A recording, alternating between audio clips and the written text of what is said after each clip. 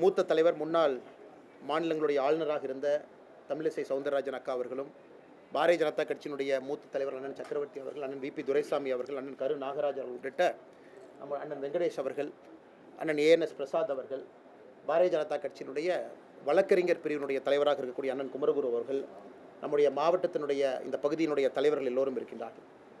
இந்த பத்திரிகையாளர் சந்திப்பு பாரதிய ஜனதா கட்சி சார்பாக திருப்பரங்குன்றம் அதை மையப்படுத்தி திராவிட முன்னேற்ற கழகத்தினுடைய அரசு செய்யக்கூடிய தவறுகளை, குறிப்பாக நீதியரசர் அவருடைய தீர்ப்புக்கு பிறகு அதை மதிக்காமல் ஒரு மத மோதலை உருவாக்குவதற்கான எல்லா முயற்சியிலும் நம்முடைய திராவிட முன்னேற்ற கழகத்தினுடைய ஆளுகின்ற அரசு இறங்கியிருக்கின்றார்கள் என்பதெல்லாம் உங்கள்கிட்ட பகிர்ந்து கொள்வதற்காக இந்த சந்திப்பு நடந்து கொண்டிருக்கிறது. நண்பர்களே, கொஞ்சம் நாங்கள் டீட்டெயிலாக அதில் பேசணும்னு நினைக்கிறோம். ஏன்னா நேரடியாக அந்த மதுரை உயர்நீதிமன்றம் கொடுத்துருக்கக்கூடிய தீர்ப்பு, அதன் பிறகு கண்டெம்ப்ட் ஆஃப் கோர்ட்டு, அது உங்களுக்கு தெரியும். கொஞ்சம் பின்னாடி இருந்து ஆரம்பிக்கிறோம். இந்த இஷ்யூவை பொறுத்த வரைக்கும் 1862 இது ஒரு டாக்குமெண்டடாக இது ஒரு இஷ்யூவாக இருக்குது.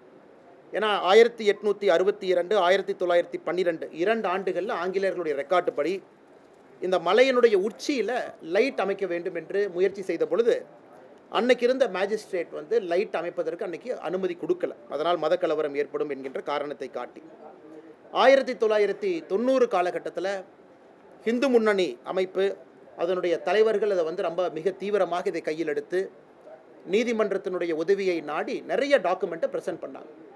அதில் மிக முக்கியமானது 1920 ஃபைல் பண்ண ஒரிஜினல் சூட், OS.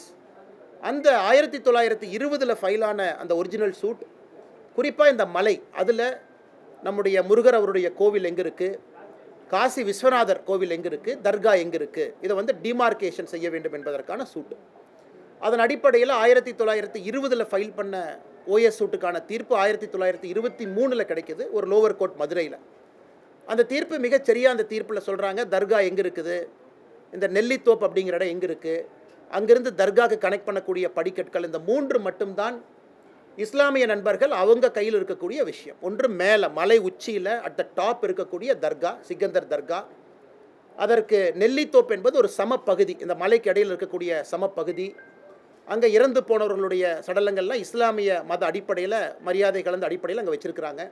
அங்கிருந்து மேலே ஒரு கல்லை குடைந்து ஏறக்கூடிய படிக்கட்டு, இந்த 3 மட்டும்தான் இஸ்லாமியர் அவர்கள் கையில் இருக்கக்கூடியது. மிச்சது எல்லாமே இந்துக்களுக்கு சொந்தம், மலை முழுவதுமாக இந்துக்களுக்கு சொந்தம் அப்படிங்கிற தீர்ப்பு.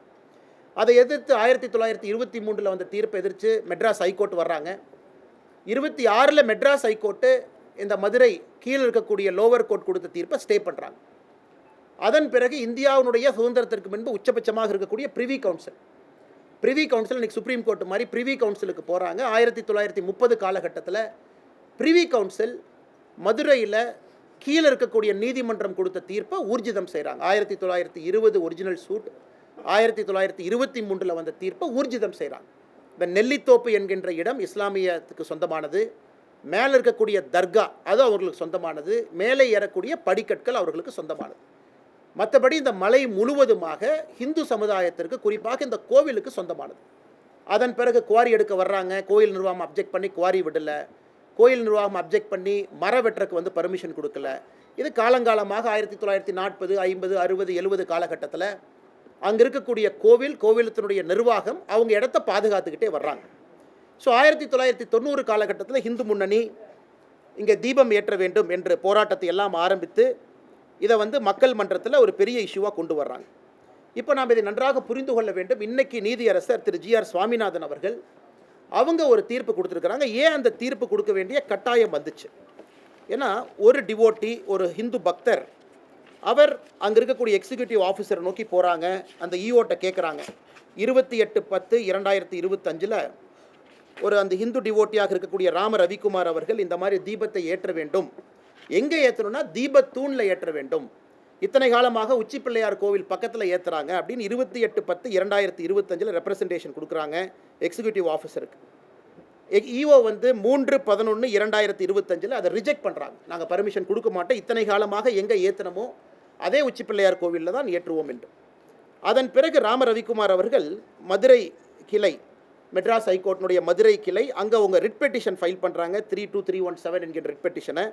இந்த மாதிரி எனக்கு ஈஓ பர்மிஷனை டினை பண்ணியிருக்கிறாங்க, எனக்கு நீங்கள் அனுமதி கொடுக்க வேண்டும், என்னுடைய மத புண்பட்டு இருக்குதுன்னு அவர் கேட்குறார். அதன்படி நீதியரசர் அவர்கள் டிசம்பர் மாதம் 1ஆம் தேதி, சில நாட்களுக்கு முன்பு 1/12/2025 தீர்ப்பு கொடுக்குறாங்க. அந்த தீர்ப்பு மிக தெளிவாக பல விஷயத்தை அதில் பேசுகிறாங்க. அவங்க இந்த டிமார்கேஷன் இஷ்யூக்குள்ளேயே போகலை. இந்த மலையை பொறுத்தவரை சிக்கந்தர் தர்கா இஸ்லாமியர்களுக்கு சொந்தமானது, நெல்லித்தோப்பு இஸ்லாமியர்களுக்கு சொந்தமானது, படிக்கட்டு ஏறுறது இஸ்லாமியர்களுக்கு சொந்தமானது, மற்றபடி இந்த மலை மிச்ச பகுதி எல்லாமே அந்த கோவிலுக்கு சொந்தமானது, குறிப்பாக தீபத்தூணும் கோவிலுக்கு சொந்தமானது என்கின்ற தீர்ப்பில் ஊர்ஜிதம் செய்கிறாங்க. இதற்கு முன்பு இருந்த தீர்ப்பு தான் இது. அதன் பிறகு நீதியரசர் அவர்கள் 2 முக்கியமான கருத்துக்களை வைக்கிறாங்க. ஏன் அதை வைக்கணும் அப்படின்னாங்க, தமிழகத்தினுடைய சட்டத்துறை அமைச்சர் திரு ரகுபதி அவர்கள் வேண்டுமென்றே பத்திரிகையாளர் நண்பர்கள் சந்திப்பில் வேண்டுமென்றே சில பொய்களை சொல்லியிருக்கின்றார்கள். அதாவது ஒரு சட்டத்துறை அமைச்சராக இருந்து சத்திய பிரமாணம் எடுத்து பணி செய்ய வேண்டிய ஒருவர் சில பொய்களை சொல்லியிருக்கிறாங்க. நீங்கள் நல்லா பாருங்கள். அதாவது மதுரை நீதியரசர் அவர்கள் தவறான ஒரு தீர்ப்பை கொடுத்துருக்குறாங்க அப்படிங்கிற வாதத்தை திரு ரகுபதி அவர்கள் வைக்கிறாங்க. என்ன வாதத்தை வைக்கிறாங்கன்னா, இதில் இருக்கக்கூடிய பிரச்சனை எல்லாம் 2014 முடிஞ்சிருச்சு. 2014 அந்த பிரச்சனை முடிஞ்சிருச்சு. அன்னைக்கே டிவிஷன் பெஞ்சு தீர்ப்பு கொடுத்துட்டாங்க. டிவிஷன் பெஞ்சினுடைய தீர்ப்பு படி உச்சி பிள்ளையார் கோவிலில் மட்டும்தான் நாம் தீபத்தை ஏற்றணும், மேலே போக வேண்டிய அவசியம் இல்லை. அதனால் நீதியரசர் அவர்கள் தன்னுடைய கடமையை சரியாக செய்யலை அப்படி. இதை மாண்புமிகு நீதியரசர் அவர்கள் டிசம்பர் 1ஆம் தேதி கொடுத்த தீர்ப்பில் மிக முக்கியமாக இந்த பாயிண்ட்டை ஹைலைட் பண்ணி பேசியிருக்கிறார். அவர் எதுவும் மறுக்கலை. இந்த பாயிண்ட்டை ஹைலைட் பண்ணி பேசுகிறார். அதை மட்டும் ஆங்கிலத்தில் உங்களுக்கு படித்து காட்ட விரும்புகின்றோம். அதாவது 2014 போட்டிருக்கக்கூடிய ரிட் பெட்டிஷன் எதை ரகுபதி அவங்க கோட் பண்ணுறது, 2017 டிவிஷன் பெஞ்ச் ஆர்டர், இது இரண்டும் என்ன சொல்கிறாங்கன்னா, அதில் பெட்டிஷனர் என்ன கேட்குறாங்கன்னா, தீபத்தை மலையினுடைய உச்சபட்சமான உச்சியில் ஏற்ற வேண்டும் என்று கேட்கின்றாங்க. So the petitioner wanted the deepam to be lit at the hilltop. He further argued that lighting the lamp near Moksha Deepam is not in consonance with the scripture. The learned judge rightly rejected the request. அவர் 2014 தீர்ப்பை சரின்னு தான் சொல்கிறார். This was because the title over the hilltop has already been declared as vesting in the Muslim. மலையினுடைய உச்சி பகுதி top most part அது இஸ்லாமியர்களுக்கு சொந்தமானது என்கின்ற 1920 OS தீர்ப்பை இருக்குது. A settled issue cannot be reopened அப்படிங்கிறார். நான் இந்த இஷ்யூவை திரும்ப ரீஓப்பன் பண்ணல. ஆனால் இன்னைக்கு பெட்டிஷனரை முன்னாடி என்ன கேட்குறாங்க, தீபத்தூணில் இதை ஏற்ற வேண்டும் என்று கேட்கின்றார்கள். தீபத்தூண் என்பது மலையினுடைய உச்சியில் இல்லை. 2014 தீர்ப்பு, 2017 தீர்ப்பு என்பது மலை உச்சியிலே தீபத்தை ஏற்ற வேண்டும் என்கின்ற தீர்ப்பு. அதற்கு மாண்புமிகு நீதியரசர் அவர்கள் அந்த காலகட்டத்தில் கொடுக்கல. அது சரியான காரணம்தான். ஏன்னா இந்த நீதியரசர் சொல்கிறது அது மிக முக்கியமாக தர்காக்கு சொந்தம்னு அது ஊர்ஜிதம் ஆயிடுச்சு. ஆனால் தீபத்தூண் என்பது மலையினுடைய உச்சியில் கிடையாது. யாருமே போய் தர்காவுக்கு பக்கத்தில் தீபத்தூணில் ஏற்ற வேண்டும் என்று சொல்லலை. தர்காவிலிருந்து 50 மீட்டர் தூரத்தில் கொஞ்சம் கீழே இருக்கக்கூடிய தீபத்தூணில் ஏற்ற வேண்டும் என்பது தான் இன்றைக்கி போட்டிருக்கக்கூடிய ரிட் பெட்டிஷனுடைய சாரம்சம். The mosque is at the highest peak, the தீபத்தூன் is at the lowest peak. இரண்டுமே வேறு வேறு மலை உச்சியில் இருக்குது. அதனால் இதை ட்ரையல் ஜட்ஜு 1920 ரெகக்னைஸ் பண்ணிட்டாங்க. நான் இதை தவறாக பார்க்கல. அதனால் தீபத்தூணில் அவங்க கார்த்திகை தீபத்தை இந்த பெட்டிஷனர் கேட்டபடி ஏற்றுவதற்கு நான் அனுமதி கொடுக்கிறேன். இதை சட்டத்துறை அமைச்சர் அவர்கள் திருச்சி பத்திரிகை நண்பர்கள் முன்னாடி 2014 2017 ரிட் பெட்டிஷனை கோட் பண்ணுறாங்க. அதே தவறு. அதை முதல்ல இந்த பத்திரிகை மன்றத்தில் நாங்கள் தெரியப்படுத்த விரும்புகின்றோம். அதன் பிறகு சட்டத்துறை அமைச்சர் திரு ரகுபதி அவர்கள் இத்தோடு நிற்கல, மறுபடியும் ஒரு பொய்யை சொல்கிறார். என்ன பொய்யை சொல்கிறாருன்னா, 1996 ஒரு தீர்ப்பு எங்களுக்கு சாதகமாக வந்திருக்கு, 2014 தீர்ப்பும் எங்களுக்கு சாதகமாக வந்திருக்கு, 17 சாதகமாக வந்திருக்கு, 1996 சாதகமாக வந்திருக்கு. 1996 தீர்ப்பு என்பது அந்த ஆண்டுக்காக கேட்கப்பட்டது. அப்போ நீதியரசர் சொல்கிறாங்க, 1994 உச்சி பிள்ளையார் கோயில் ஏற்றுங்கன்னு சொன்னேன், 95 ஏற்றுங்கன்னு சொன்னேன், இப்போ நீங்கள் 96 கேட்குறீங்க, எனக்கு 3 நாள் மட்டும்தான் இருக்குது, அதனால் இந்த ஆண்டு நீங்கள் உச்சி பிள்ளையார் கோவிலில் ஏற்றுங்க. அதே நேரத்தில் தேவஸ்தானமோ வேறு யாரோ வேறு இடத்துல ஏற்ற வேண்டும் என்றால் அதுக்கு ப்ரொசீஜரும் கொடுக்குறாங்க, தர்காலிருந்து 15 மீட்டர் தள்ளி ஏற்றுங்க அப்படின்னு. ஸோ 1996 தீர்ப்பை பொறுத்தவரையும் குழப்பமில்லை, 2014 குழப்பமில்லை, 2017 குழப்பமில்லை. இந்த மூன்றும் வேறு வேறு விஷயத்தை எடுத்து இன்னைக்கு ரகுபதி அவர்கள் ஒரு பொய்யை சொல்லி பத்திரிகை நண்பர்கள்ட்ட இன்னைக்கு நீதியரசர் அவர்கள் தவறான தீர்ப்பை கொடுத்திருப்பதா சொல்கிறாங்க. இதை முதல்ல உங்களுக்கு கிளாரிஃபை பண்ணணும். அந்த மலையை பொறுத்தவரை தீபத்தூண் என்பது மலையினுடைய உச்சியில் கிடையாது. மலையினுடைய உச்சியில் தர்கா இருக்குது, அதை யாரும் கூட வேண்டுமென்று கேட்கல, அது வேறு. தீபத்தூண் என்பது அந்த 2 மலையில் இருக்கக்கூடிய அந்த சிறிய மலையினுடைய உச்சியில் தீபத்தூண் இருக்குது, அதைத்தான் என்று கேட்டிருக்கின்றார்கள். அதற்கு நீதியரசர் அவர்கள் அனுமதி கொடுத்துருக்குறாங்க. இதோடு அவங்க நிற்கல, நீதியரசர் அவர்கள் அனுமதி கொடுத்தாங்க. எப்போ அனுமதி கொடுத்தாங்க? 1/12/2025 கொடுக்குறாங்க. ஸோ கார்த்திகை தீபம் 3ஆம் தேதி வருது. 2ஆம் தேதி கோவிலினுடைய ஈஓ ஒரு அப்பீல் போடுறார், ஒரு பேருக்கு ஒரு அப்பீல் போட்டு வைக்கிறார். இப்போ நியாயப்படி யாருக்காவது பிரச்சனை இருந்தால் தர்கா அவங்க அப்பீலுக்கு வந்திருக்கணும். இப்போ டிசம்பர் மாதம் 2ஆம் தேதி தர்கா அப்பீலுக்கு வர்றாங்கன்னா அது வேறு விஷயம். ஆனால் கோவில் சொத்தை பாதுகாக்க வேண்டிய ஈஓ அப்பீல் பண்ண வேண்டிய அவசியம் என்ன? அந்த கோவிலினுடைய எக்ஸிக்யூட்டிவ் ஆஃபீஸர் அந்த கோவிலினுடைய சொத்தை பாதுகாக்கணும். தீபத்தூண் என்பது கோவிலினுடைய சொத்து என்பது ஊர்ஜிதமாயிருச்சு 1920 வேறு வேறு காலகட்டத்தில். அப்படி இருக்கக்கூடிய ஈஓ அவர் எதுக்காக அப்பீல் போறாரு?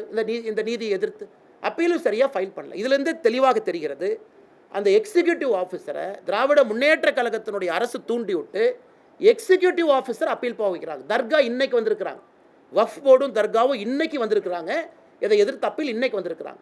2ஆம் தேதி ஈஓ அப்பீல் செய்ய வேண்டிய கட்டாயமே இல்லை. காரணம், ஈஓனுடைய முதல் கடமை கோவில் சொத்தையும் தீபத்தூணையும் ப்ரொடெக்ட் பண்ணணும்.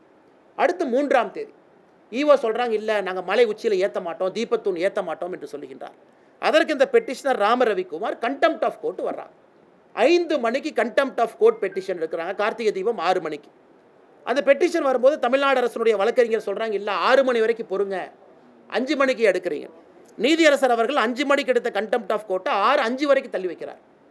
6:05க்கும் தீபம் ஏற்றப்படவில்லை என்கின்ற ஒரே காரணத்தினால தான் நேரடியாக பெட்டிஷனருக்கு சொல்கிறாங்க, நீங்கள் 10 பேர்த்தோட மலை மேலே ஏறலாம், உங்களுக்கு மதுரை உயர்நீதிமன்றத்தில் இருக்கக்கூடிய சிஐஎஸ்எஃப் பாதுகாப்பு இருக்கக்கூடிய சிஐஎஸ்எஃப் அதனுடைய கமாண்டன்ட் பாதுகாப்பு கொடுப்பாங்க. ஏன் சொல்கிறாங்க? 1ஆம் தேதி கொடுக்கப்பட்ட தீர்ப்பு நேரடியாக கமிஷனருக்கு டைரக்ட் பண்ணுறாங்க, போலீஸ் கமிஷனருக்கும் கலெக்டருக்கும். நீங்கள் இதை தீபத்தை ஏற்றுவதற்கு உறுதுணையாக இருக்கணும்.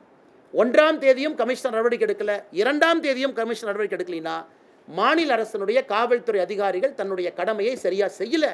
அந்த கடமையை செய்யாத காரணத்தினால தான் இது ஜுடிஷியல் ஓவர் ரீச் கிடையாது.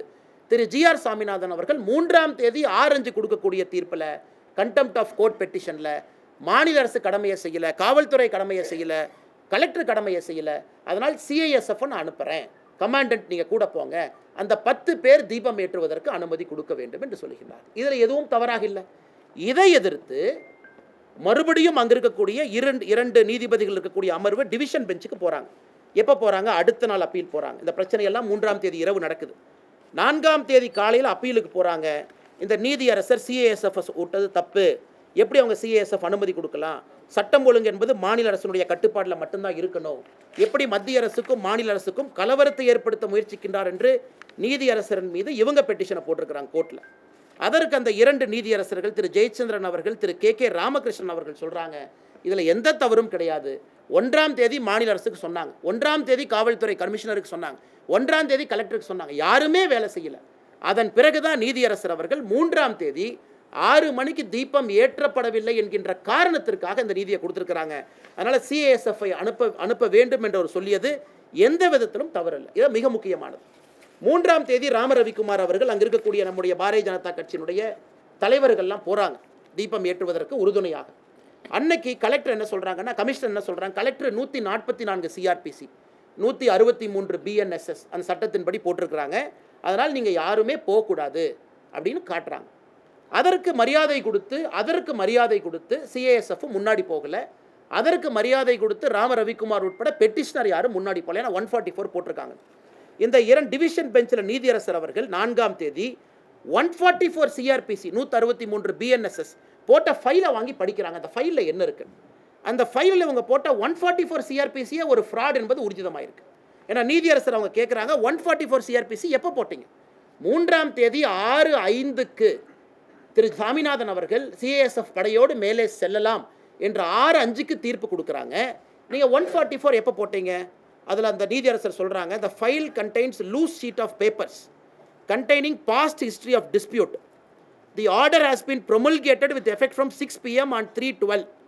அதில் சொல்கிறாரு, thus it is very obvious.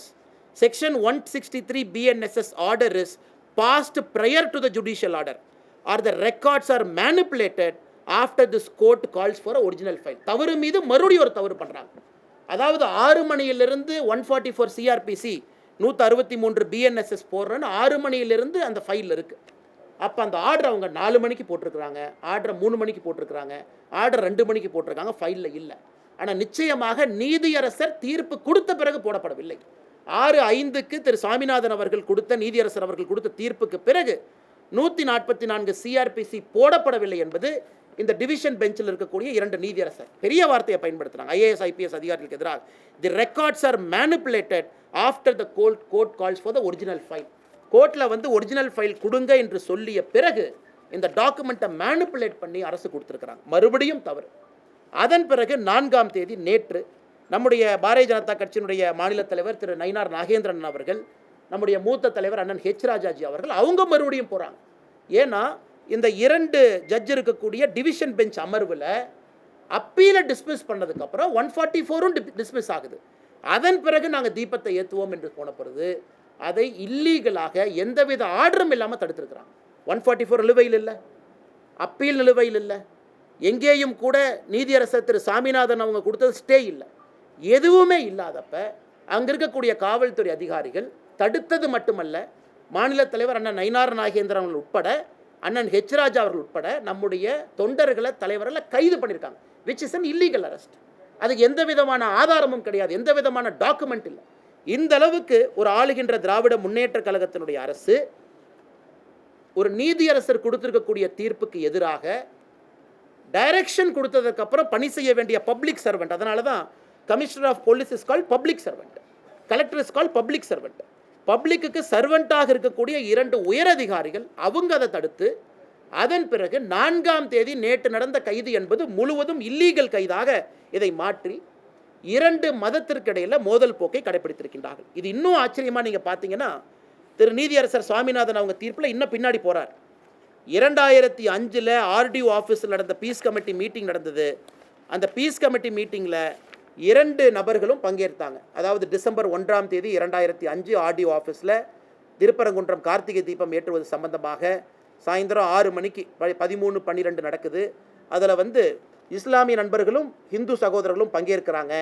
அதில் எங்களுக்கு தர்காலிருந்து 15 மீட்டர் தள்ளி நீங்கள் தீபத்தை ஏற்றிக்கொள்ளலாம் என்று இஸ்லாமிய நண்பர்கள் கையெழுத்து போட்ட டாக்குமெண்ட் இதில் இருக்குது. மிக தெளிவாக கையெழுத்து போட்டு கொடுத்துருக்கிறாங்க. 2005 தர்காலிருந்து 15 மீட்டர் தள்ளி நீங்கள் ஏற்றிக்கலாம், எங்களுக்கு எந்த பிரச்சனையும் இல்லை. ஸோ பிரச்சனை இஸ்லாமியர்களுக்கு இல்லை, பிரச்சனை தர்காக்காரங்களுக்கு இல்லை. இன்றைக்கி 2005 இதை கோர்ட்டில் என்ன சொல்கிறாங்கன்னா, இன்றைக்கி வந்து இல்லை இதை ஃபோர்ஸ் பண்ணி கையெழுத்து போட சொன்னாங்க, அதனால் நாங்கள் ஃபோர்ஸ் பண்ணி ஆர்டிஓ ஆஃபீஸில் கையெழுத்து போட்டோம். 1996 இதே போல் ஒரு அக்ரிமெண்ட் போடுறாங்க. அந்த அக்ரிமெண்ட்டில் கூட இதே போல் இஸ்லாமியர் அவர்கள் எங்களுக்கு அப்ஜெக்ஷன் இல்லை. இன்றைக்கி திராவிட முன்னேற்ற கழகத்தினுடைய அரசு சிக்கந்தர் மலைன்னு புதிய பேரை வைக்கிறாங்க, அதை ரசிக்கிறாங்க. சிக்கந்தர் மலைக்கு இவங்க பேரை வச்சுக்கிட்டு ராமநாதபுரத்தினுடைய எம்பி மேலே போய் சிக்கன் பிரியாணி சாப்பிட்றாரு, அதை ரசிக்கிறாங்க. நெல்லித்தோப்புக்கு போய் நாங்கள் ஆடு வெட்டுவோம் கோழி வெட்டுவோம்னு சொல்கிறாங்க, அதை ரசிக்கிறாங்க. அதை எதிர்த்து எங்கேயுமே மாநில அரசு போகலை. அதை எதிர்த்து டிவோட்டிஸ் போனாங்க. அதை எதிர்த்து இந்து மதத்தை நம்பிக்கையாக வழிபடக்கூடிய டிவோட்டி போகிறாங்க. எப்போங்க? அக்டோபர் 2025, 1 மாதத்துக்கு முன்னாடி அவங்க போய் கோர்ட்டில் ஆர்டர் வாங்குறாங்க, நெல்லித்தோப்பில் ஆடு கோழி வெட்டக்கூடாது. இன்றைக்கி இவ்வளவு ஆர்வமாக தர்காக்காரங்க செய்கிற வேலையெல்லாம் கோவிலினுடைய எக்ஸிக்யூட்டிவ் ஆஃபீஸர் பண்ணுறாரு இன்னைக்கு. ஆனால் அன்னைக்கு நெல்லித்தோப்பில் போய் ஆடு வெட்டலாம் கோழி வெட்டலாம், இவோ அப்ஜெக்ட் பண்ணல, தமிழ்நாடு அரசு அப்ஜெக்ட் பண்ணல. சிக்கந்தர் மலைன்னு பேர் சொல்கிறாங்க, தமிழ்நாடு அரசு அப்ஜெக்ட் பண்ணல. அந்த எம்பி 100 பேர்த்த கூட்டு போய் சாப்பிட்றாரு, அப்ஜெக்ட் பண்ணல. அன்னைக்கு எங்கேயுமே அப்ஜெக்ட் பண்ணாதவங்க அன்னைக்கு அந்த நீதியரசருடைய தீர்ப்பும் கூட அதையும் குறிப்பிட்டிருக்கிறார். மாநில அரசு அப்ஜெக்டே பண்ணல, 2 இந்து பக்தாதிகள் அப்ஜெக்ட் பண்ணதுக்காக இந்த தீர்ப்பு கிடைச்சிருக்கு. அப்படி இருக்கும் பொழுது ஒருதலை பட்சமாக தமிழகத்தில் இந்து மதத்தை நம்பக்கூடிய பக்தர்களுக்கு எதிராக மிக முக்கியமாக அப்பீஸ்மெண்ட் பாலிடிக்ஸ்னுடைய உச்சபட்சமான ஒரு அரசியலை திராவிட முன்னேற்ற கழகத்தினுடைய அரசு செய்கிறாங்க. என் கையில் இருக்கக்கூடிய லிஸ்ட் பார்த்தீங்கன்னா, தமிழகத்தில் எங்கேயெல்லாம் இந்து கோவிலை இடித்தாங்க, திராவிட முன்னேற்ற கழகம் ஆட்சிக்கு வந்த பிறகு இந்து கோயிலை இடித்தது. இதில் நிறையா கோவை மாநகர் முத்தானம்மன் கோயிலிருந்து, வேத விநாயகர் டெம்பிள் மின்ட் ரோடு சென்னையிலிருந்து, சூலூர் வாசுதேவர் டெம்பிளிலிருந்து, தஞ்சாவூர் குபேர விநாயகர் டெம்பிளிலிருந்து, கீழவாசல் பகுதி ஆதிமாரியம்மன் கோவிலிருந்து, அரியலூர் மாவட்டம் சனீஸ்வரன் பகவான் கோயில் மேட்டுப்பாளையம், திருவள்ளூர், பெரம்பூர், அது இருக்குதுங்க, லிஸ்ட் இருக்குது. 161 தாண்டிட்டாங்க. அதில் சில ரெக்கார்டை பார்த்தீங்கன்னா கோர்ட்டு சொன்னாங்க இடித்தோம். கோர்ட்டு எப்போ சொன்னாங்க? சாயந்தரம் தீர்ப்பு கொடுத்தாங்க. எப்போ இடிச்சிங்க? அடுத்த நாள் காலையில் 2 மணிக்கு. அப்போ கோர்ட்டு வேணுமா? அதாவது சில இந்து கோவிலை இடிக்கும் பொழுது கோர்ட்டு சொன்னாங்க நாங்கள் இடித்தோம். அதுக்கு சில order by Madras high court citing encroachment, Madurai corporation high court direction, night கொடுத்தாங்கன்னா காலையில் 2 மணிக்கு இடித்தாங்க. அன்னைக்கு கோர்ட்டு வேணும். ஏன்னா ஒரு கோவிலை இடின்னு கோர்ட்டு தீர்ப்பு கொடுத்ததுக்கப்புறம் காலையில் 2 மணிக்கு இடித்தாங்க. ஆனால் இன்றைக்கி அதே கோர்ட்டு திருப்பரங்குன்றம் மலையின் மீது தீபத்தூண்ல தீபத்தை ஏத்துங்கன்னு கோட் சொல்லும் பொழுது இவர்களுக்கு கோட்டு வேண்டாம். கிட்டத்தட்ட 161 கோயிலில் பல இடத்துக்கு சோர்ஸே இல்லை, ஆர்டரே இல்லை. எந்த ஆர்டர் பேசிஸில் அவங்க இடிச்சாங்க, கோர்ட் ஆர்டரே இல்லை. அப்படி இருக்கும் பொழுது எத்தனை சர்ச்சை, எத்தனை மாஸ்கை இல்லீகலாக அவங்க இடிச்சிருக்கிறாங்க. திராவிட முன்னேற்ற கழகம் ஆட்சிக்கு வந்த பிறகு 2021 மே 6ஆம் தேதியிலிருந்து தமிழகத்தில் இல்லீகலாக இருக்கக்கூடிய ஒரு சர்ச், என்க்ரோச்மெண்ட், மக்களுடைய பயன்படுத்தக்கூடிய அதில் புறம்போக்கு நிலம்னு பல கொடுத்துருக்குறாங்க. ஒன்று இடிச்சாங்களா? கிடையாது.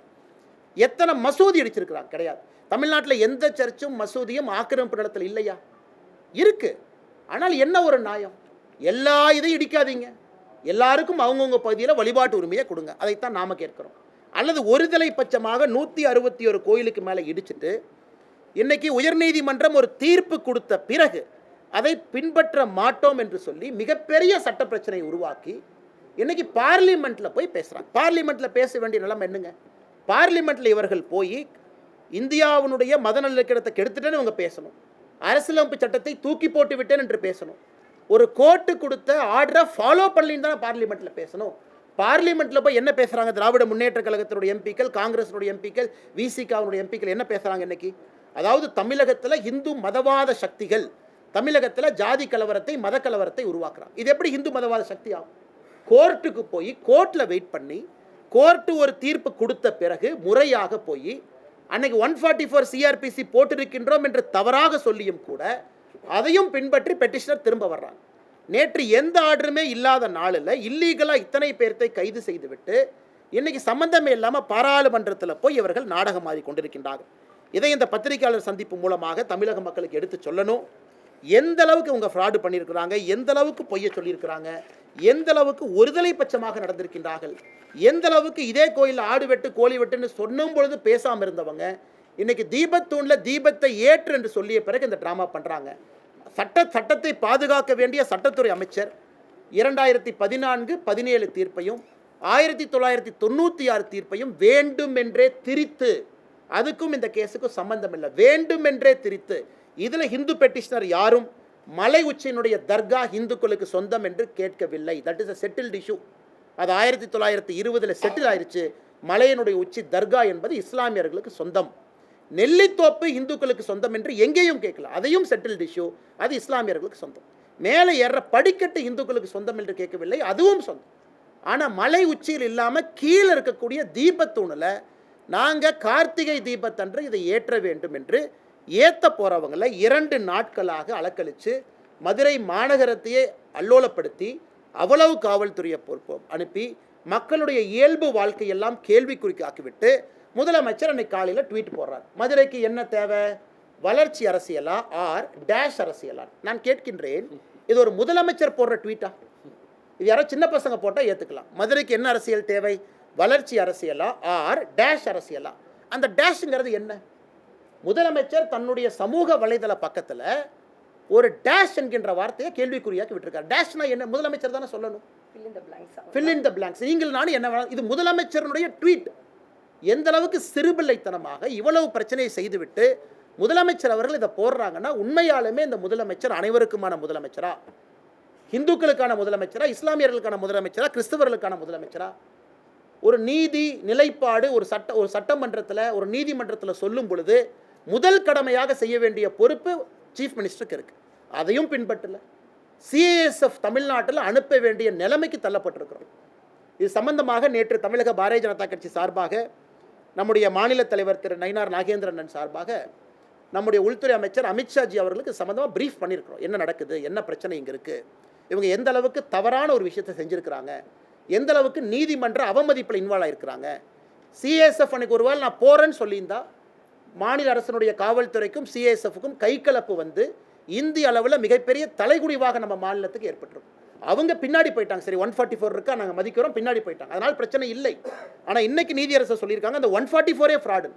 இவ்வளவு தவறுகளை செய்ய விட்டு இன்னைக்கு சுப்ரீம் கோர்ட்டில் ஃபைல் பண்ணியிருக்கிறாங்க. பாருங்கள், அபிஷேக் மனு சிங்வி அவங்க, விகாஸ் சேகல் அவங்க, இங்கே ஒருத்தருக்கு ஃபீஸ் என்னங்க? 20 லட்சம், 30 லட்சம், 40 லட்சம் சிட்டிங் ஃபீ. இன்றைக்கி மதுரை அமர்வு நீதிமன்றத்திற்கு ஒரு பெரிய சீனியர் சுப்ரீம் கோர்ட் லாயர் வந்திருக்கிறாங்க. அங்கே அபிஷேக் மனு சிங்வி இவ்வளவு கேலி கூத்தாக்கிவிட்டு மறுபடியும் உச்சநீதிமன்றத்துக்கு போவோம், மறுபடியும் முதல்ல இருந்து ஆரம்பிப்பாங்க. அதனால்தான் இதை பாரதிய ஜனதா கட்சி நாங்கள் அனைவரும் வன்மையாக கண்டிக்கின்றோம். எங்களுடைய மாநில தலைவரிலிருந்து ஆரம்பித்து கட்சியினுடைய கடைக்கோடி தொண்டன் வரை திருப்பரங்குன்றத்தில் தீபத்தூணில் ஏற்றக்கூடிய தீபத்திற்காக உயிரை கொடுத்து பாரதிய ஜனதா கட்சியினுடைய மாநில தலைவரிலிருந்து தொண்டர் வரை நாங்கள் நிற்போம். அதில் எந்த மாற்று கருத்தும் இல்லை. இன்னைக்கு மதுரை அமர்வு நீதிமன்றத்தில் திரு ஜி.ஆர். சுவாமிநாதன் அவர்கள் இந்த கேஸை செவ்வாய்க்கிழமைக்கு தள்ளி வச்சிருக்கிறாங்க. இன்னைக்கு மறுபடியும் கண்டெம்ட்டுக்கு கண்டெம்ட், அதுக்கு ஒரு கண்டெம்ட். இது இந்தியாவில் எங்கேயும் பார்க்க மாட்டோம். கொடுத்த தீர்ப்புக்கு ஒரு கண்டெம்ட், அந்த தீர்ப்பை சரியாக ஃபாலோ பண்ணின்னு ஒரு கண்டெம்ட், அதுக்கு 4ஆம் தேதி ஒரு கண்டெம்ட். ஸோ கண்டெம்ட் இன்னைக்கு வந்திருக்கு. அது 2ஆம் செவ்வாய்க்கிழமை அன்னைக்கு அதை கையில் எடுக்கிறாங்க. அதனால் அதையும் நாங்கள் கவனிக்கின்றோம். உச்சநீதிமன்றத்தில் இன்னைக்கு அட்மிட் பண்ணியிருக்கிறாங்க. அதே நேரத்தில் தலைமை நீதிபதி சிஜேஐ அவங்க என்ன சொல்லியிருக்கிறாங்க, இது அவசரமாக எடுக்க வேண்டிய வழக்கு கிடையாது, அவசரமான இன்னைக்கு நம்பர் போட்டு எடுக்க மாட்டேன், நீங்கள் ரெஜிஸ்ட்ரியில் கொடுங்க, வழக்கமாக வர்றப்போ வரட்டும் என்று சொல்லியிருக்கின்றார்கள். அதனால் அதையும் பொறுத்திருந்து பார்ப்போம். நீதி நிலைநாட்டப்பட்டிருக்கிறது இங்கே நீதிமன்றத்தில். ஆனால் தரையில் மக்களாட்சி என்று சொல்லக்கூடிய ஜனநாயகத்தில் முதலமைச்சர் அதை கேள்விக்குறியாக்கி இவ்வளவு பேர்த்துக்கு பிரச்சனை உருவாக்கி லாட்டி சார்ஜ் மண்டை உடைந்து மாநிலத்தினுடைய இளைஞரணி தலைவர் தம்பி எஸ்ஜி சூர்யாவிலிருந்து நிறைய மதுரை மாநகர் மாவட்டத்தினுடைய தலைவர் எல்லாருக்குமே பல இடத்துல காயம்பட்டிருக்கின்றாங்க. எதற்கு இதில் போல அநியாயம் பண்ணுறாங்க கேட்டால் எங்களுக்கு மதவாத சக்தி என்கின்ற பெயர். அதனால் தமிழிசை அக்கா எல்லாமே இங்கே இருக்கிறாங்க. இதை விவரமாக உங்களுக்கு சொல்லணும், உங்களுக்கு தெரிஞ்சிருக்கும், இருந்தும் சொல்லணும். 1920 96, 2014, 17, 2025 தீர்ப்பு, இது வந்திருக்கக்கூடிய அனைத்தும் சாமானிய மனிதன், நீங்கள் ஹிந்துவாருங்க, இஸ்லாமியராங்க, கிறிஸ்தவராருங்க, சாமானிய மனிதன் இதை உத்து பார்த்தாங்கன்னா அவர்களுக்கு நியாயம் புரியும். யாருக்கும் எதிரானவங்க கிடையாது. தர்காவில் இஸ்லாமியர் போய் வழிபடட்டும், தப்பே இல்லை. நெல்லித்தோப்புக்கு அவங்க போட்டும், படியை பயன்படுத்தி மேலே ஏறட்டும், யாரும் அவர்களை தடுக்கவில்லை. ஹிந்துக்கள் கேட்பது கோவிலினுடைய எல்லை பகுதிக்குள்ள, கோவிலினுடைய கட்டுப்பாட்டில் இருக்கக்கூடிய தீபத்தூணில் நாங்கள் கார்த்திகை தீபத்தன்னைக்கு ஒரே ஒரு நாள் ஏற்றுறோம். அது பார்த்தீங்கன்னா பல இடத்துல சொல்லியிருக்கிறாங்க, ஒரு மலையின் மீது ஒரு தீபத்தை ஏன் ஏற்றுறோம்னா அதை பாற்று வீட்டில் நம்ம ஏற்றுவோம். இந்த மலையின் உச்சியில் தீபம் ஏற்றுவதற்கான காரணம் என்னங்க, மலை பெரும்பாலும் அந்த பகுதியினுடைய ஒரு உயர்ந்த நிலையில் இருக்கும். எல்லோரும் அதை பார்க்கலாம், சுற்றி இருக்கக்கூடிய கிராமத்தில் பார்க்கலாம். ஒரு காலகட்டத்தில் வாட்சு டைமு யாருமே இல்லாத காலகட்டத்தில் எல்லாருமே கோபுரத்தை பார்ப்பாங்க. அங்கே தீபம் ஏற்றப்பட்ட பிறகு வீட்டில் விளக்கேற்றுவாங்க. இதுதான் நடைமுறை. இதை 100 ஆண்டு காலமாக இது வேறு வேறு காலகட்டத்தால் இது தவிர்க்கப்பட்டிருக்கிறது. இன்றைக்கி மறுபடியும் ஒரு வாய்ப்பு, நியாயமான முறையில் நீதிமன்றம் கொடுத்துருக்கக்கூடிய வாய்ப்பை திராவிட முன்னேற்ற கழகத்தினுடைய அரசு தட்டி பறிக்கிறாங்க. வன்மையாக கண்டிக்கின்றோம். ஆனால் நிச்சயமாக மத்திய அரசும் இதை கவனித்துக் கொண்டிருக்கின்றார்கள், உள்துறை அமைச்சரும் இதை கவனித்துக் கொண்டிருக்கின்றார்கள், நீதி அரசர்களும் கவனித்துக் கொண்டிருக்கின்றார்கள். அதனால் திராவிட முன்னேற்ற கழகத்தினுடைய கபட நாடகம் எத்தனை நாளைக்கு போகும் என்பதை பொறுத்திருந்து.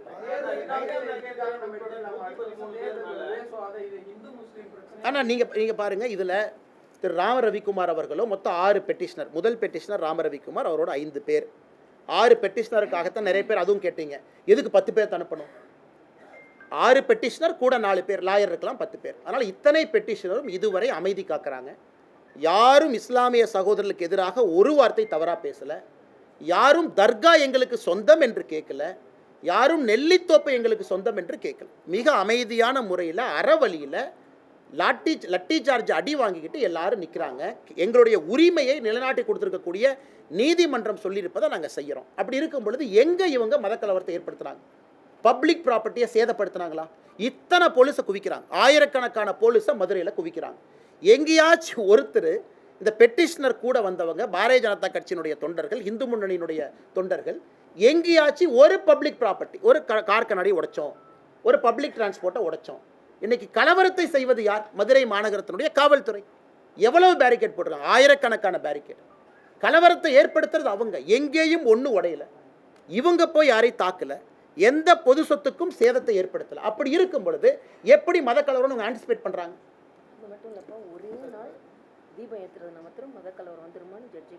ஜட்ஜு பாருங்க, ஒரே நாள் 3ஆம் தேதி டிசம்பர், அக்கா சொல்றாங்க டிசம்பர் 3ஆம் தேதி 6 மணிக்கு தீபத்தை ஏற்றிட்டு வந்துடுறாங்க.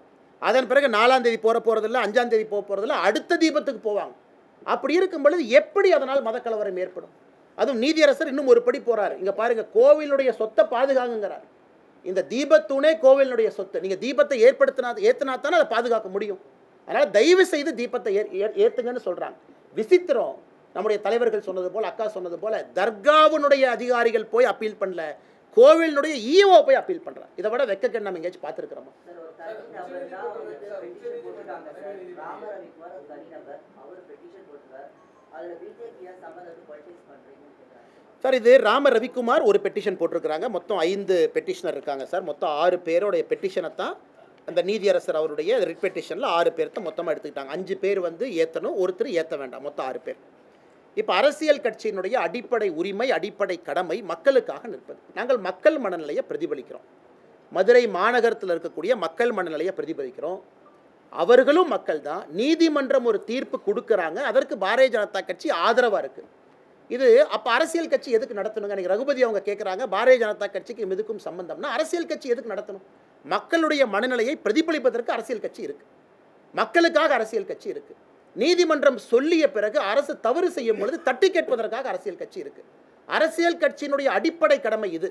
அதனால தான் திரும்ப சகோதரர் கேட்குறேன், நீங்கள் ரகுபதி அண்ணங்கிட்ட கேட்கணும், யாராவது பாரதிய ஜனதா கட்சியினுடைய தொண்டனோ தலைவனோ பொது சொத்துக்கு சேதத்தை ஏற்படுத்தினோமா அப்படின்னு அவர் கேட்குற கேள்வி கரெக்ட். எங்கேயாவது நாங்கள் மதக்கலவரத்தை ஏற்படுத்தினோமா? எங்கேயுமே கிடையாது.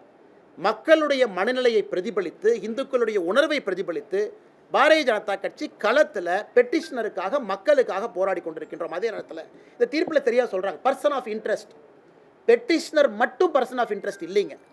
ஹிந்து மதத்தை நம்பக்கூடிய எல்லோருமே பர்சன் ஆஃப் இன்ட்ரெஸ்ட் தான். ராம ரவிக்குமார் மட்டுமா? இல்லை. ராம ரவிக்குமார் சொல்கிறத நான் நம்புகிறேன் அப்படின்னா நானும் பர்சன் ஆஃப் இன்ட்ரெஸ்ட். அது தமிழ்நாடு என்டோமெண்ட் HRNCயில் அதுவும் இருக்குது. அதனால் ராம ரவிக்குமார் பெட்டிஷனாக இருக்கலாம், அதை நம்பக்கூடிய நானும் பர்சன் ஆஃப் இன்ட்ரெஸ்ட் என்பது பல தீர்ப்பில் சொல்லியிருக்கிறாங்க. அதனால் எல்லோருக்கும் ஆதரவாக நாங்கள் நின்று கொண்டிருக்கின்றோம் என்கின்ற கருத்தை பணிவாக உங்களுக்கு தெரிவித்துக் கொள்கிறேன்.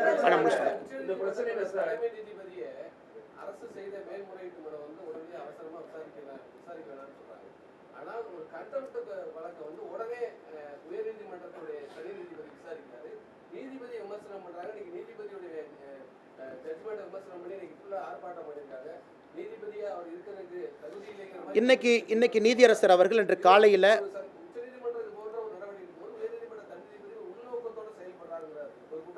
அண்ணா இதில் உள்நோக்கம் என்கின்ற, அதனால தான் ரொம்ப டீட்டெயிலாக ஜட்ஜ்மெண்ட்டை பேசுகிறோம்.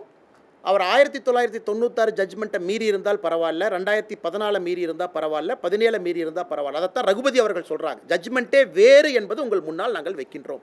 இந்த ஜட்ஜ்மெண்ட்டே வேறு. இரண்டாவதுங்கண்ணா, நீதியரசர் அவர்கள் கண்டெம்ட் எப்போ எடுத்தார்னா 5 மணிக்கு கண்டெம்ட் எடுக்கிறாரு 3ஆம் தேதி. அட்வொகேட் ஜெனரல் சொல்கிறாங்க, இல்லைங்க ஐயா 6 மணிக்கு தான் தீபம் ஏற்றும். அதுக்காக கண்டெம்ட்டை 1 மணி நேரம் தள்ளி வைக்கிறார். 6:05க்கு தீபம் ஏற்படுத்த சகோதரருக்கு தெரியும். அரசு வழக்கறிஞர்கிட்ட கேட்குறாரு, ஈஓ எங்கேன்னு.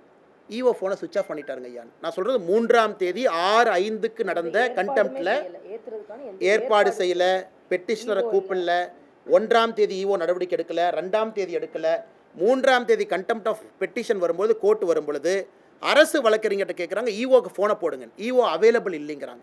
ஸோ ஈஓ வரல, வீடியோ கான்ஃபரன்ஸ் வரல. இன்னைக்கு மதுரையினுடைய போலீஸ் கமிஷனர் கலெக்டர் சம்மன் பண்ணியிருக்காங்க, வரல. இன்னைக்கும் நீதியரசர் சொல்லியிருக்கிறாங்க, ஜாதிகளை உள்ளழுக்கிறீங்க, தவறாக பேசுகிறீங்க, பொய்ய சொல்கிறீங்க, எங்களுடைய பொறுமைக்கும் எல்லை இருக்குது, பொறுமையாக பார்த்துக்கிட்டு இருக்கோம், செவ்வாய்க்கிழமை அன்னைக்கு தள்ளி வச்சுருக்கோம். எங்களை பொறுத்தவரை நீதியரசர் அவர் வரம்புக்குள்ளே நடந்திருக்கிறாரு. எக்ஸசிவ் ஜுடிஷியல் ஓவர் ரீச் எங்கேயுமே இல்லை. மாநில அரசு தன்னுடைய வரம்பையெல்லாம் மீறி இதை கேலி கூத்தாக்கியிருக்கிறாங்கிறது எங்களுடைய வாதம்.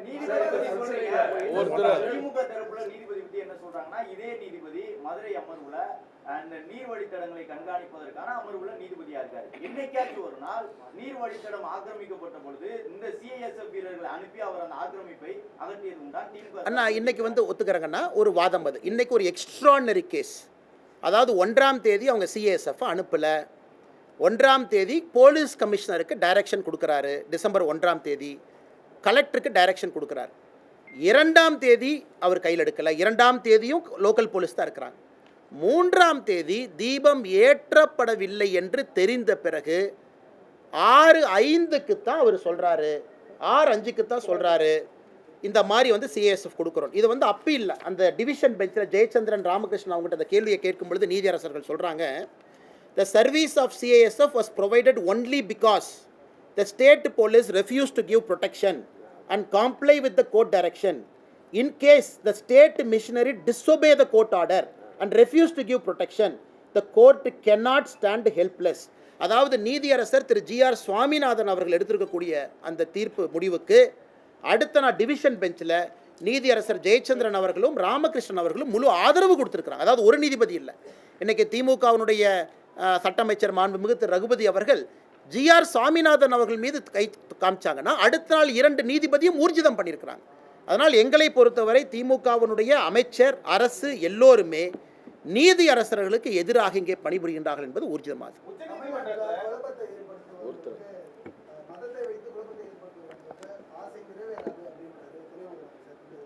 துரைமுருகன் ஐயாக்கு இது தெரியுமா எனக்கு தெரியலிங்க. துணை முதலமைச்சர் திரு உதயநிதி ஸ்டாலின் அவர்களுக்கு எஸ்ஐஆர்னே என்னன்னே தெரியல. பத்திரிகை நண்பர்கள் எஸ்ஐஆர் கேட்டதுக்கு புது விளக்கம் கொடுக்குறார். இந்தியாவில் யாருமே எஸ்ஐஆருக்கு ஒரு துணை முதலமைச்சராக இருக்கிறவருக்கு எஸ்ஐஆர் விளக்கமே தவறு. அதனால் உண்மையாலுமே அவருக்கு இந்த கோர்ட் இஷ்யூ தெரியுமா, ஜட்ஜ்மெண்ட்டு தெரியுமா, தெரிஞ்சு தான் பேசுகிறாரா அப்படிங்கிறது மாண்புமிகு துணை முதலமைச்சரின் மீது எங்களுடைய குற்றச்சாட்டு. இரண்டாவது, மாண்புமிகு துணை முதலமைச்சர் அவர்கள் இன்னைக்கு புரிஞ்சுக்கணும். 1ஆம் தேதி சொன்னாங்க, 2ஆம் தேதி சொன்னாங்க, 3ஆம் தேதி சொன்னாங்க. அன்னைக்கு துணை முதலமைச்சர் எங்கே போனார்? அதாவது அவர்கள் ஆட்சியில் இருக்கக்கூடிய காவல்துறைக்கு டைரக்ஷன் கொடுத்துருக்குறாங்க. பின்பற்ற வேண்டியது துணை முதலமைச்சருடைய பொறுப்பு. எதுவுமே செய்யலை. இன்னைக்கு இந்த மாதிரி மதக்கலவரத்தை ஏற்படுது. திரும்ப திரும்ப நாங்கள் சொல்கிறோங்கன்னா, மதக்கலவரம் என்பது பொது சொத்துக்கு தீ வச்சாங்களா? இஸ்லாமிய நண்பர்களை யாராவது இங்கே தவறாக பேசினாங்களா? இஸ்லாமிய நண்பர்களுடைய சொத்தாக இருக்கக்கூடிய தர்கா இந்துக்களுக்கு சொந்தம் என்று எங்கேயாச்சும் சொன்னாங்களா? நெல்லித்தோப்பு கொடுங்கன்னு திரும்ப கேட்டாங்களா? எங்கேயுமே இல்லை. ஆனால் இதே உதயநிதி ஸ்டாலின் அவர்கள் அந்த ஸ்கந்தர் மலையை சிக்கந்தர் மலை என்று சொல்லும்போது எங்கே போனார்? இதே உதயநிதி ஸ்டாலின் அவர்கள் ஆடு கோழி வெட்டுவோம் நெல்லித்தோப்பில் சொல்லும்போது எங்கே போனார்? இன்னைக்கு மட்டும் கிளம்பி வர்றாருன்னா உதயநிதி ஸ்டாலின் அவர்கள் எல்லோருக்குமான துணை முதலமைச்சரா இல்லை குறிப்பிட்ட சமுதாயத்திற்கான துணை முதலமைச்சராங்கிற கேள்வியை நாங்களும் கேட்போம்ல.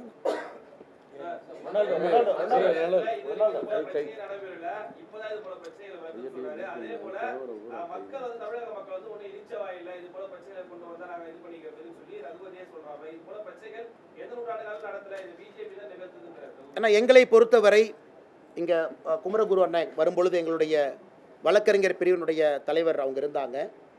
அவங்க வழக்கறிஞர்கள்ட்ட பேசும்பொழுது மேலே வரும்பொழுது சொன்னாங்க, மாநில தலைவரோட அனுமதியை பெற்று பாரதிய ஜனதா கட்சி திரு சட்ட அமைச்சர் ரகுபதி அவர்கள் மீது கண்டெம்ட் ஆஃப் கோர்ட்டுக்கு போகிறோம் அப்படின்னு. காரணம், நீதி அரசரை பற்றி தவறாக பேசியிருப்பது, ஜட்ஜ்மெண்ட்டை குழப்பி பேசியிருப்பது, நீதி அரசர்களுடைய மாண்பை ஒரு சட்டத்துறை அமைச்சரே அதை தவறாக வழிநடத்தியிருக்கிறாங்க. இல்லை, அதை வந்துடுறேன். ஸோ ரகுபதி அவங்க ப்ரெஸ் மீட்டை பொறுத்த வரைக்கும் நேற்றைய ப்ரெஸ் மீட்டே அது கண்டெம்ட் ப்ரெஸ் மீட். அது ஏன்னா தவறான தகவலை சட்ட அமைச்சராக உங்கள் முன்னாடி சொல்லியிருக்கிறாங்க. அதை பாரதிய ஜனதா கட்சியினுடைய தலைவர் அண்ணன் குமரகுரு அவங்க இருக்கிறாங்க, எங்களுடைய வழக்கறிஞர் பிரிவினுடைய தலைவர். ஸோ ஏன்னா ரகுபதி அவர்களுக்கு தெரியணும், பொறுப்பில் இருந்து கொண்டு பொய்யை சொல்லக்கூடாது. மிச்ச துரைமுருகன் அவர்களாக இருக்கட்டும், உதயநிதி ஸ்டாலின் அவர்களாக இருக்கட்டும், அவர்கள் சொல்வது ஒரு பக்கம். நீங்கள் கேட்டுக்கண்ணா, நாங்கள் சொல்கிறதையும் நீங்கள் கேட்குறீங்க. நாங்கள் ஆதாரத்தின் அடிப்படையில் எல்லாத்தையும் உங்கள் முன்னாடி வைக்கிறோம். இதில் எங்கே தவறுன்னு நீங்கள் சுட்டி காட்டுங்கண்ணா. நீதியரசர் அவங்க சொல்கிறாங்க, மலை உச்சியின் மீது கிடையாது, உச்சிக்கு கீழே இருக்கக்கூடிய இன்னொரு மலையில் இருக்கக்கூடிய உச்சியில் தர்கா இருக்குது. அவரே பர்சனலாக போய் இன்ஸ்பெக்ட் பண்ணுறாரு. திரு ஜிஆர் சாமிநாதன் அவர்கள் இந்த ரிட் பெட்டிஷன் அட்மிட் ஆன உடனே அவர் நடந்து போகிறாரு, எல்லாத்தையும் கூட வர சொல்கிறாரு. நீதியரசர் போய் எல்லாத்தையும் இன்ஸ்பெக்ட் பண்ணிட்டு தீர்ப்பு கொடுக்குறாரு. அப்படின்னா ஒரு ஸ்பாட்டுக்கு போகாமல் தீர்ப்பு கொடுக்கல, ஸ்பாட்டுக்கு போயிட்டு தான் தீர்ப்பு கொடுக்குறாரு. அப்படி இருக்கும் பொழுது திரும்ப திரும்ப திரும்ப நீதிமன்றத்தை குறை சொல்வது, நீதியரசரை குறை சொல்வது, திரும்ப திரும்ப இதே வேலையை செய்கிறாங்கன்னா எப்படி? இப்போ தான் பார்த்தோம், இந்தியாவில் முதல் முறையாக மாநில அரசு மெட்ராஸ் ஹைகோர்ட் கொலிஜியம் ரெக்கமெண்ட் பண்ண உடனே திருப்பி அனுப்பியிருக்கிறாங்க. அதையும் பார்த்தீங்க, இந்தியாவில் எங்கேயுமே நடக்காத விஷயம். இன்றைக்கி தமிழ்நாட்டில் மாநில அரசு Madras high court collegium, Madras high court நீதியரசர்களாக யார் வர வேண்டும் என்கின்ற ரெக்கமெண்டேஷனை மாநில அரசு இந்திய அரசியல் வரலாற்றில் முதல்ல திருப்பி அனுப்பியிருக்காங்க. அப்போ என்ன, உங்களுக்கு பிடிச்ச ஜட்ஜு தான் வரணும், பிடிக்காத ஜட்ஜு வந்தால் கேள்வி கேட்பீங்க. நீங்கள் போடுற ஜட்ஜு தான் வரணும். நிறைய நீதியரசர்கள், நாங்கள் எந்த நீதியரசர்கள் மீது தவறாக சொல்லலை, இதற்கு முன்பு திமுக கட்சியில் இருந்தவங்க அப்பா இருந்தவங்க, ஆனால் ஏற்றுக்கிட்டோம். ஏன் ஏற்றுக்கிட்டோம்? அது ஒரு ப்ராசஸில் வந்திருக்கிறாங்க, கொலிஜியத்தில் வந்திருக்கிறாங்க. மாநில அரசு ஏற்றுக்கிட்டாங்க, மத்திய அரசு ஏற்றுக்கிட்டாங்க, உச்சநீதிமன்றத்தினுடைய கொலிஜியம் ஏற்றுக்கிட்டாங்க. நாங்கள் எங்கேயுமே கேள்வி கேட்கலையே. ஆனால் முதல் முறையாக கேள்வி கேட்டு தெரியப்படுத்துகிறாங்கன்னா நீதிமன்றத்தின் மீது அவர்களுக்கு நம்பிக்கை இருக்கதா என்பதை திராவிட முன்னேற்ற கழகத்தினுடைய அரசு தெளிவுபடுத்தும். வழிபட விடணும்னு சொல்லி உச்சநீதிமன்றம் கூறிய போது பாஜக அதை நிராகரித்தது, அதுக்கு அப்போஸ் பண்ணியிருந்தது. ஆனா சபரிமலை ஐயப்பன் கோயில்ல பெண்களை வழிபட அனுமதிக்கணும் அப்படின்னு சொல்லும்போது பாஜக அதுக்கு எதிர்ப்பு தெரிவித்தது. உச்சநீதிமன்ற தீர்ப்புக்கு எதிராக சொல்லியிருந்தது. ஆனா இதே திருப்பரங்குன்றம் தீர்ப்புல நீதிபதி கொடுத்த தீர்ப்பை ஏற்றுக்கணும். நல்ல வேளை இந்த கேள்வி கேட்டிங்கண்ணா, நிறைய பேர் இது கேட்குறாங்க. நல்ல கேள்வி, அருமையான கேள்வி, பதில் சொல்கிறேன். ஆனால் பதில் சொல்கிறேன், விமர்சனம் எல்லாம் நல்ல கேள்வி. 100 ஆண்டுகளுக்கு முன்பு திருப்பரங்குன்றத்தில் தீபத்தூணில் தான் தீபம் ஏற்றுனாங்க. 100 ஆண்டுகளுக்கு முன்பு, 100 ஆண்டுகளாகத்தான் இது. இல்லை, தீபத்தூண் ஏன் கட்டி வைக்கணுங்கண்ணா? ஒரு கோவில் 1200 ஆண்டுகளுக்கு பழமையான ஒரு கோவில், அந்த கோவிலில் தீபத்தூண் எது கட்டி வைக்கணும்? தீபம் ஏற்றுறக்கு. ஸோ 100 ஆண்டுகளுக்கு முன்பு தீபம் ஏற்றிருக்கிறாங்க, 100 ஆண்டுகளாக ஏற்றப்படவில்லை. ஆனால் சபரிமலையில் 100 ஆண்டுகளுக்கு முன்பு பெண்கள் உள்ளே போனாங்களா? போகல. புதிதாக ஒரு விஷயத்தை சொல்லும்போது எதிர்க்கிறோம், ஆகம சாஸ்திரத்துக்கு எதிராக சொல்லும்பொழுது எதிர்க்கிறோம். 100 ஆண்டுகளுக்கு முன்பு தீபத்தூண் இருந்துச்சு, ஆனால் 100 ஆண்டுகளுக்கு முன்பு சபரிமலையில் பெண்கள் உள்ளே போனாங்களா? இல்லை. சபரிமலையில் ஆண்டாண்டு காலமாக இருக்கக்கூடிய வழக்கத்தை மாற்றி புதுசாக ஒரு பொய்யை சொல்லும்போது நாங்கள் எதிர்க்கிறோம். அதே மாதிரி திருப்பரங்குன்றத்தில் ஆண்டாண்டு காலமாக இருந்த வழக்கத்தை 100 ஆண்டுகளாக செயல்படுத்தலை, இன்னைக்கு செயல்படுத்த வேண்டும் என்று நீதிமன்றம் தீர்ப்பு கொடுக்கும் பொழுது அதற்கு அரணாக நாங்கள் நிற்கின்றோம். அதனால் எங்கள் நிலைப்பாட்டில் சபரிமலையாக இருந்தாலும் திருப்பரங்குன்றம் இருந்தாலும் ஹிந்து மக்களுடைய உணர்வு, அவங்க என்ன நினைக்கிறாங்க, எது நியாயமோ, கோர்ட் என்ன சொல்லியிருக்கோ அதுலேயும் பார்த்தீங்கன்னா, சரி சபரிமலையில் எதற்காக கோர்ட் அப்பீல் நிறுத்தி வச்சாங்க? இந்த போராட்டத்தை பார்த்தாங்க, தவறுன்னு புரிஞ்சுக்கிட்டாங்க, அப்பீல் வந்து போச்சு, கேரள அரசே தன் ஸ்டாண்டை மாற்றுச்சு. அதனால் இன்றைக்கி இந்த மாதிரி ஒரு குழப்பமான ஒரு விஷயத்தை திமுக சொல்கிறாங்கன்னா, அவங்களுக்கு சபரிமலை இஷ்யூவும் புரியல, திருப்பரங்குன்ற இஷ்யூவும் புரியல, ரெண்டையும் குழப்பி சொல்லுகின்றார்கள். எங்களை பொறுத்தவரை எங்கள் நிலைப்பாடு சமமாக சரியாக இருக்கு. சரி,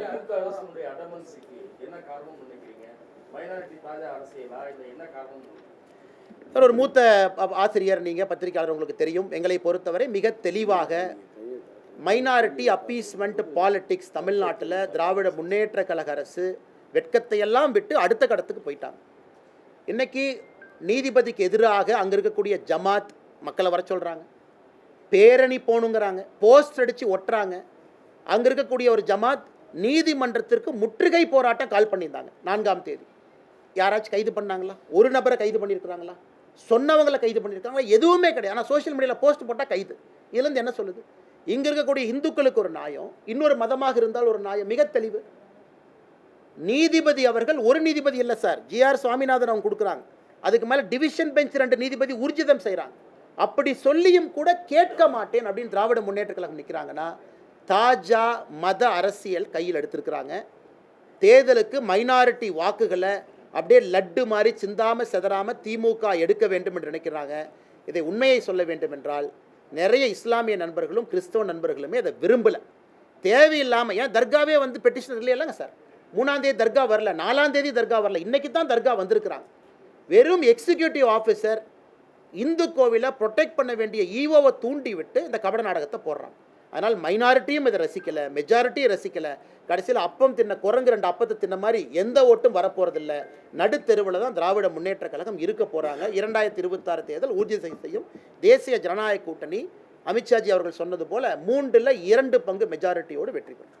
இப்ப என்ன கேக்குறாங்கன்னா, தீபத்தூண்ல வந்து நீங்க இப்ப நிறைய வழக்குகள்லாம் சுட்டி காட்டி 1990களோட தொடக்கத்துல தீபத்தூணில் அந்த தீபம் ஏற்றக்கூடிய வழக்கம் எப்ப நிறுத்தப்பட்டுச்சு? தர்காங்கிற கட்டமைப்பு உருவாக்கப்பட்ட பிறகா, இல்ல பிரிட்டிஷ் ஆட்சியில் இருந்தப்ப அந்த மேலெல்லாம் விளக்கு ஏற்றக்கூடாது, குண்டு வீசிவாங்க வெளிநாட்டு விமானங்கள் இருக்குல்ல 2ஆம் உலக போர் காலகட்டத்தில் அப்படின்னு சொன்னதுனால நிறுத்துறாங்களா? எந்த காலகட்டத்தில்? ஆனால் இந்த நீதியரசருடைய தீர்ப்போ அதற்கு முன்பு இருந்த தீர்ப்புகளோ சரியா எந்த ஆண்டில் நிறுத்தினாங்க அப்படின்னு எந்த தீர்ப்பில் இல்லைங்க. 1920 தீர்ப்புலேருந்து கூட இல்லை. 1920லும் தீபத்தூண் இருந்துச்சு. 1920 தீர்ப்பில் யாருக்கு எது சொந்தம் அப்படிங்கிறது அந்த தீர்ப்புங்கண்ணா. ஆனால் இன்றைக்கு அங்கே இருக்கக்கூடிய அர்ச்சகர்கள் என்ன சொல்கிறாங்க, எங்கள் அப்பா எங்கள் தாத்தா அவர்களுடைய பேச்சை வச்சு நாங்கள் சொல்கிறோம், இது சராசரியாக 1920 காலகட்டத்திலிருந்து ஏற்றப்படவில்லை அப்படிங்கிறது அவங்க கருத்து. அப்படின்னா 105 வருஷம், 105 இயர்ஸ். அவங்க இன்றைக்கி பேச்சு வழக்காத்தான் சொல்கிறாங்க, எங்கேயுமே ரெக்கார்டட் டாக்குமெண்டட் இந்த ஆண்டு நிறுத்தினோம், இந்த ஆண்டு உச்சப்பிள்ளையார் கோயிலுக்கு நாங்கள் கொண்டு வந்தேன்னு எங்கேயுமே கிடையாது. இன்னொரு காரணம் என்னென்னா, இதில் பெட்டிஷனர் சொல்கிறாங்க மோட்ச தீபம் தான் உச்சிப்பிள்ளையார் கோவில் பக்கத்தில் மோட்ச தீபம் தான் ஒரு காலத்தில் ஏற்றப்பட்டிருந்தது. கார்த்திகை தீபம் என்பது எப்பொழுதுமே தீபத்தூணில் இருந்துச்சு. எப்போ அது நிறுத்தப்பட்டதோ மோட்ச தீபம் ஏற்றக்கூடிய இடத்துல தான் கார்த்திகை தீபம் ஒன்றா வருது. அதே ஆகம சாஸ்திரத்தின்படி தவறுங்கிறது ஒரு ஆர்குமெண்ட். அதனால் இன்றைக்கி தீர்ப்பு ஹிஸ்டாரிக்கல் ரெக்கார்ட்ஸ் எல்லாம் பார்த்து இதற்கு முன்பு இருந்த நடைமுறையை திரும்ப கொண்டு வந்திருக்கிறாங்க. அதனால் இன்றைக்கி மாநில அரசு அவங்க கையில் ரெக்கார்ட் இருக்குது, அவங்க கையில் என்டோமெண்ட் ரெக்கார்ட் இருக்குது, அவங்க கையில் ஈஓ இருக்கிறாங்க. ஈஓ வந்து 3ஆம் தேதி 2ஆம் தேதி ஃபைல் பண்ணது, 1ஆம் தேதி தீர்ப்பு வந்து 2ஆம் தேதி ஃபைல் பண்ணது பார்த்தீங்கன்னா ஒரே ஒரு பேஜை மட்டும்தான் ரெஜிஸ்ட்ரியில் ஃபைல் பண்ணுறாரு. அதையும் நீதிபதி சுட்டி காட்டுறாங்க. ஒப்புக்கு சப்பானியாக ஈஓ வந்து ஒரு பேஜை ஃபைல் பண்ணிவிட்டு ஓடிட்டார். அதுவும் இன்அட்மிசிபிள். ஸோ ஈஓவை பொறுத்த வரைக்கும் 1ஆம் தேதி தீர்ப்பு கொடுத்தா 2ஆம் தேதி அப்ஜெக்ட் பண்ணும், போய் பேப்பர் கொடுத்து வந்துட்டார். எந்த வித சப்போர்ட்டிங் டாக்குமெண்ட் இல்லை. அப்படி தான் இன்றைக்கி ஈஓ இருக்கிறாங்க. அதனால் திரும்பவும் நாங்கள் பத்திரிகை நண்பர்களுக்கு வலியுறுத்துகின்றோம். நீங்கள் பார்க்குறீங்க, நீங்கள் கிரவுண்டில் இருக்கிறீங்க, நீங்கள் கிரவுண்டில் போய் பார்ப்பீங்க. இது மத கலவரத்தை ஏற்படுத்துவதற்கான முயற்சி இல்லை. கடந்த 5 நாட்களாக யாராவது இஸ்லாமியருக்கு எதிராக பேசுகிறாங்களா? இல்லை. பொது சொத்தை சேதப்படுத்தினாங்களா? இல்லை. காவல்துறை தவறான ஒரு விஷயத்தை சொல்லும் பொழுது கூட ஒபே பண்ணாங்களா? ஆமாம். 144 சிஆர்பிசியே பொய், அதை ஏற்றுக்கிட்டு திரும்பி வந்தாங்களா? உண்மை. நேற்று மாநில தலைவர் நயினார் நாகேந்திரன் அண்ணன், ராஜா அண்ணன், நம்ம தொண்டர்களை கைது பண்ணுறதற்கு காவல்துறைக்கு அனுமதி இருக்கா? இல்லை. ஏன்னா நேற்று 144 இல்லை. இத்தனையும் பொறுத்து கொண்டிருக்கின்றோம். ஆனால் திமுக எங்களை பார்த்து நாங்கள் தவறு செய்கிறோன்னு சொல்கிறத எப்படி பொறுத்துக்க முடியுங்க? முதலீட்டாளர் மாநாடு நடைபெற இருக்கக்கூடிய நிலையில மதுரையோடைய மாண்பை குலைக்கிறதுக்கு, சர்வதேச முதலீட்டாளர் மத்தியில் வந்து மதுரையோடைய நற்பெயரை கெடுக்கிறதுக்கு தான் பாஜக இது மாதிரி. அண்ணே 1ஆம் தேதி தீர்ப்பு வந்துச்சு. 3ஆம் தேதி 6:05க்கு தீபத்தை விட்டுருந்தாங்கன்னா எல்லா ஃப்ளைட்டும் மதுரையில் இறங்கியிருக்கும், எல்லா இன்வெஸ்டரும் வந்திருப்பாங்க. யார் பிரச்சனை ஏற்படுத்தினது? 3ஆம் தேதி 6 மணிக்கு தீபத்தை ஏற்றுங்கன்னு சொன்ன பிறகு நான் ஏற்ற மாட்டேன் என்று சொன்னவர் பிரச்சனையை உருவாக்குனாரா? இல்லை நீதிமன்றம் சொல்லி இருக்குன்னு வீதிக்கு வந்தவங்க பிரச்சனையை உருவாக்குனாங்களா? ஸோ எல்லோருக்குமே தெளிவாக தெரியும், நீதிமன்றம் சொன்னதை கேட்க மாட்டோம் என்று சொன்ன திராவிட முன்னேற்ற கழகம் தான் பிரச்சனை உருவாக்குனாங்க. அது மட்டும் இல்லைங்கண்ணா, திராவிட முன்னேற்ற கழகத்துக்கு மதுரை இன்வெஸ்டர் சமிட்டுக்கு யாரும் வரமாட்டோம் என்று சொல்லியிருப்பாங்க போல. அதனால் அதை திசை திருப்புவதற்காக அவங்களே இந்த பிரச்சனையை ஆரம்பிச்சிருக்கிறாங்க. அப்படி தான் நாங்கள் பார்க்குறோம். நீ முதலீட்டாளர் சமிட் நல்லா நடத்தணும்னு திமுக அரசு முடிவு பண்ணியிருந்தாங்கன்னா அவங்க இந்த பிரச்சனையை வளர விடுறாங்க. தீர்ப்பு வந்துச்சு, 3ஆம் தேதி தீபத்தை ஏற்றுறதுக்கு போலீஸ் 2 பேர்த்த கூட அனுப்பிச்சிருப்பாங்களேன்னா, அதுவும் 10 பேர் மட்டும் வாங்கினா எதுக்கு அத்தனை பேர் போகிறாங்க? 10 பேர் தான் போகிறாங்க. இல்லைப்பா பெட்டிஷனர் மட்டும் 6 பேர் வாங்கப்பான்னு கமிஷனர் சொல்லியிருந்தால் 6 பேர் மட்டும் போக போகிறாங்க. அதுவும் சொல்லலை. அதில் ஆச்சரியம் பாருங்கள், ராம ரவிக்குமார் அவர்கள் கமிஷனர் சொல்கிறாங்க, ஐயா 144 போட்டிங்க, ஆனால் 144ல் 3 பேர் போகிறதுக்கு அனுமதி இருக்குல்ல. கமிஷனர் முழிக்கிறார், இதான புதுசாக இருக்கேன், 3 பேர்த்தையும் விட மாட்டேன்னா தப்பு செஞ்சது யார்? 144ல் 3 பேர் போகிறதுக்கு அனுமதி இருக்குல்லண்ணா. பிலோ 4 4க்கு எக்ஸீட் ஆகக்கூடாது, 4 பேர். ஏன் அது 3ஐயும் அனுமதிக்கல, 4ஐயும் அனுமதிக்கல? 144 போட்ட பிறகு 163 BNSS 3 பேர் அனுமதிச்சிருக்கலாமே. 3 பேர் போய் தீபத்தை ஏற்றிட்டு வந்திருப்பாங்களே. அங்கே இருக்கக்கூடிய 1000 பேரும் போக வேண்டும் என்று சொல்லலிங்கண்ணா. 3 பேர் போனாலும் எங்களுக்கு சம்மதம் தான். அதையும் விடாமல் இன்னை கலவரத்தை ஏற்படுத்தி இருப்பது திராவிட முன்னேற்ற கழகத்தினுடைய அரசு. அதனால் இங்கே வந்திருக்கக்கூடிய எல்லா பத்திரிகை நண்பர்களுக்கு எங்களுடைய தாழ்மையான நன்றிகளை தெரிவித்துக் கொள்கின்றோம். எல்லாருமே பெரிய அளவில் வந்திருக்கிறீங்க. ஆனால் அந்த கேஸை நிற்காதுங்கண்ணா, அது இல்லீகல் கேஸுங்கண்ணா. அதனால தான் அவங்களுக்கே தெரியும், மாநில தலைவரை கைது பண்ணாங்க, கூட்டிகிட்டு போனாங்க, மண்டபத்தில் வச்சாங்க, என்ன பண்ணுறதுன்னு தெரியல, 10:30 மணிக்கு விட்டாங்க. ஏன்னா அவர்களுக்கே தெரியும் எந்த ஆதாரத்தின் அடிப்படையில் கைது பண்ணீங்க. 144 நிலுவையில் இருக்கா? இல்லை. ஒரு தேசிய கட்சியினுடைய மாநில தலைவர், அவருக்கு பொறுப்பு இருக்குது, போனார். எந்த ஆதாரத்தில் கைது பண்ணீங்க? என்ன அவர் வயலேட் பண்ணார்? என்ன செக்ஷனை வயலேட் பண்ணார்? எதுவுமே வயலேட் பண்ணல. பப்ளிக் ஆர்டருங்கிறது யார்? நீங்களே உருவாக்குறீங்க. பப்ளிக் ஆர்டரை தான் நாங்கள் ஃபாலோ பண்ணுறோம், நீதிமன்றத்தினுடைய தீர்ப்பு. அதனால் இது எல்லாமே உச்சநீதிமன்றத்தில் செவ்வாய்க்கிழமை மதுரை உயர்நீதிமன்ற கிளையில் அவருடைய முகத்திரை மறுபடியும் கிளியும். இப்போவும் நம்முடைய கட்சி தலைவர்கள் எல்லோரும் பொறுமையாக தான் இருக்கிறோம். செவ்வாய்க்கிழமை என்ன சொல்கிறாங்க, உச்சநீதிமன்றத்தில் என்ன சொல்கிறாங்க. அதனால் இதை புரிந்து கொள்ள வேண்டும். மத கலவரத்தை நாங்கள் உருவாக்கலை, திராவிட முன்னேற்ற கழகம் உருவாக்க முயற்சி பண்ணுறாங்க. நன்றிங்க. தேங்க்யூ. அண்ணே வாங்க, அண்ணே ரொம்ப நேரம் பேசுகிறோம், வாங்க.